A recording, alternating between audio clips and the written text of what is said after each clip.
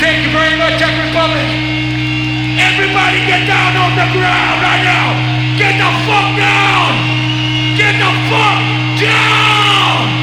Let's go, Czech Republic. Let's break the record. Put that shit on YouTube tomorrow.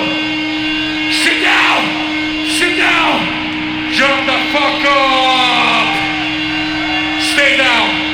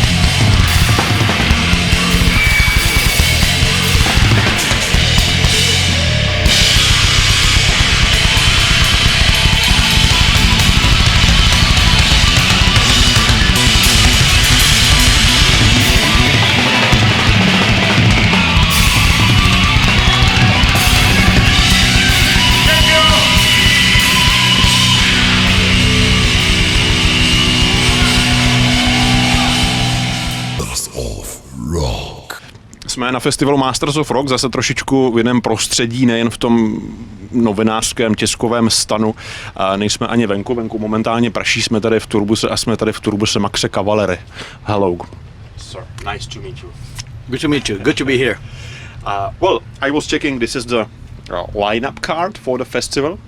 I was checking all the bands.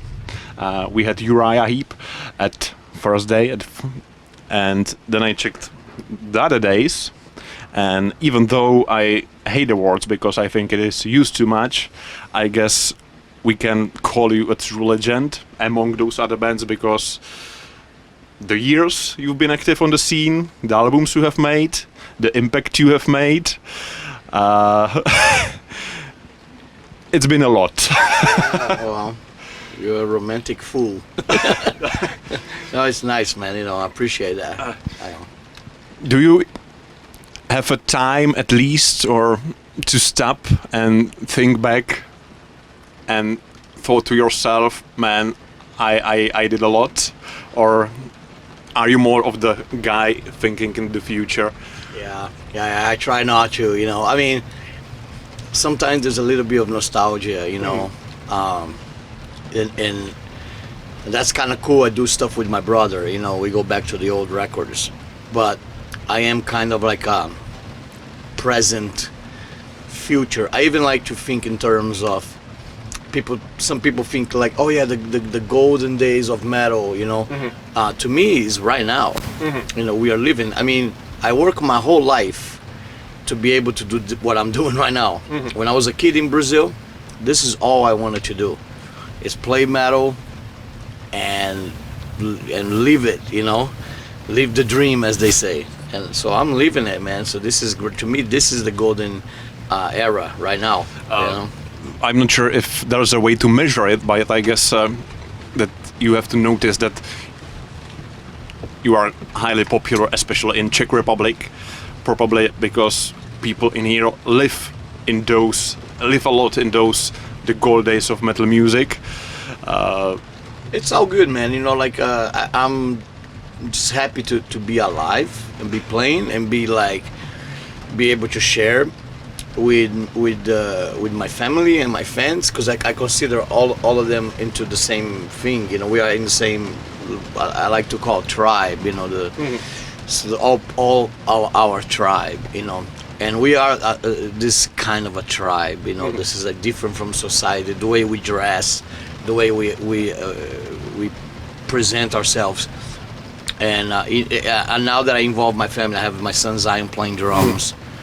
I work with my wife all the time, Gloria. We got really good collaboration, man. Like 30 some years. We've been together. This is very rare in this business. So it's like, to me, and I love the excitement that the fans have.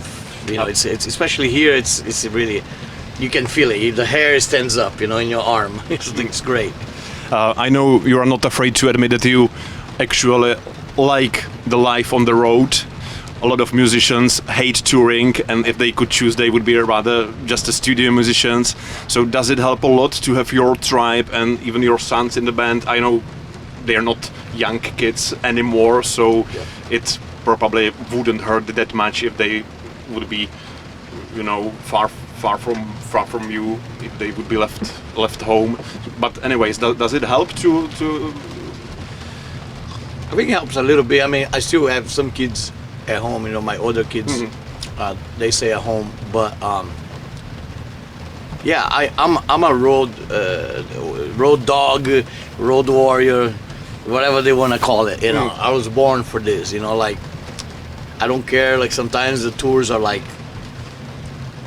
9 weeks.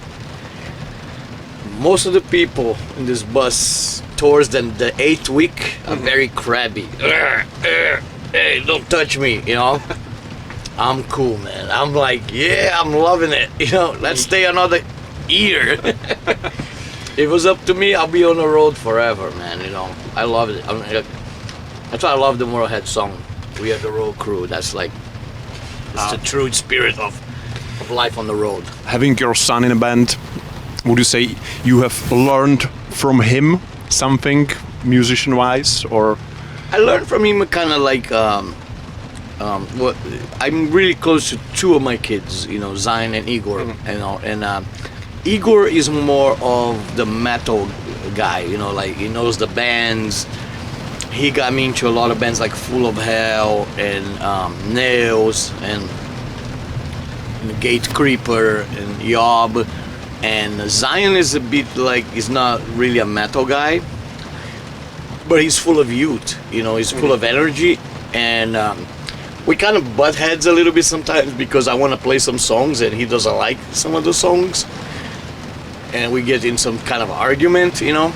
But it's fun. I think like that's how it's supposed to be. Like, you know, I think arguments are good because when you argue, sometimes you have to. I grow up with them, and it's kind of, it's actually kind of wrong to me to be like that. But I don't care. I like to be close to them like that, you know. So it's like, but in the band, I think I deal more with Zyon, more like musician. You know, I talk to him in music terms and. Like, you have to do this, we have to get that, you know, we have to play this song or play that song, to, like, you know, make a set list for nights like tonight, you know. So yeah, it's more like a musician friendship, but still sometimes it's kind of like a little bit easier being a dad because you can put a little bit of power, you know. Like, you better do this, you know. Now I'm thinking about a story we came across just the other night. It's coincidentally a story involving your previous band Sepultura, and we are remembering the days when Derek as a small kid, and one of the ladies from here had to take care of the kid while the dad was performing on the stage, and the son wanted to go on the stage and saw his dad, Derek, to scream and shout and you know, run over the stage, and he was scared after that of his dad because he saw him perform as a small kid. Do you have maybe some similar memories?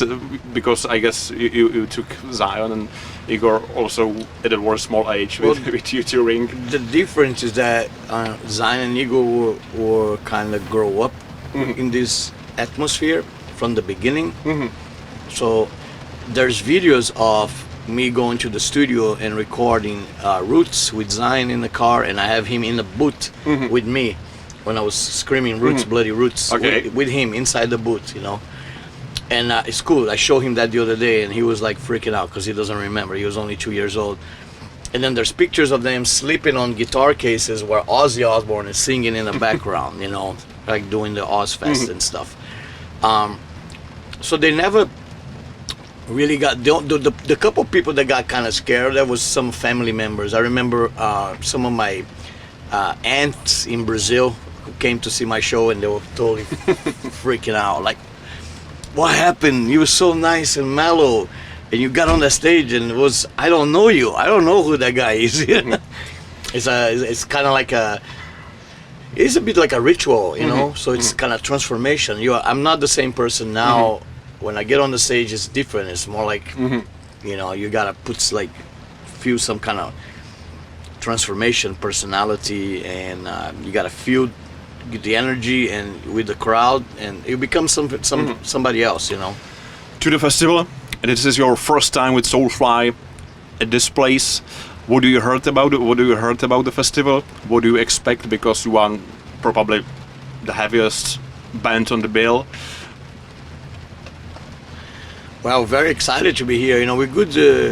We have a good relationship with George, you know, the owner of the festival. He's a good friend, and I see Gloria, talk to him all the time, and I think finally, I think he's been asking for us to be on this festival for a couple of years, and we finally got it, you know. So I'm very excited for tonight, and I think it's going to be a great show. And we're coming back in October or November with the Beneath the Remains and Arise here to Czech Republic with my brother.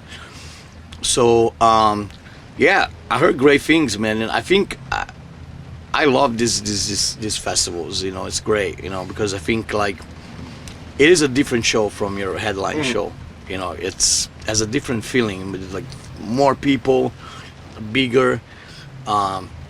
We even changed the set list a little bit. We have play a little bit more jam songs like Tribe and No Hope No Fear and Primitive, you know, more kind of like more like jumping kind of songs, you know. Yeah, so the crowd gets really into it, you know. But I love it. I'm so excited to be here. I know it's gonna be late, 12:45 I think we go on. But I'm super pumped. I'm ready, man. You know? To hear I'm ready to go right now. Oh, 3 last questions, short ones. We are TV Rebel. I'm asking that all the people in here. Do you consider yourself a rebel? I think so, man, because, you know, like, society doesn't like us, you know, and I never really care about society, you know. Even in Brazil, when I started, I was proud to wear black shirts and be kind of black sheep, you know. So in that way, and I look up for guys like, to me, my kind of like role models are like Lemmy. You know, Lemmy is a role model, and some of the kind of like some of the punk guys, you know, like Ramones, and Jello Biafra, Sex Pistols, you know, like Renegades, like Bon Scott, you know. Yeah, man, you know, like, it's cool. It's good. It feels great to be part of something that it's yours. You know, like, nobody can take this from me. It's mine. You know, and I use it as a weapon. You know, I go. And what would you say was the most rebellious thing you have ever done in your life besides starting the band in Brazil and becoming huge? I'm kind of a troublemaker by nature. I can't help it. There's been many things. There's funny stuff, you know. We heard some. There's a couple, you know, puking on elevators. Those are like. We need some of the dirt stories. Yeah, I mean, one of the most kind of funny ones was. It's actually it's a bit crazy, but it's I tell you anyway. I was like drinking a lot. I've been sober now 10 years, you know. But before that, I was drinking a lot, and we were on tour, and there was nothing to drink in the bus because they wanted me to stop drinking. So I went to the bathroom, and I was drinking the soap.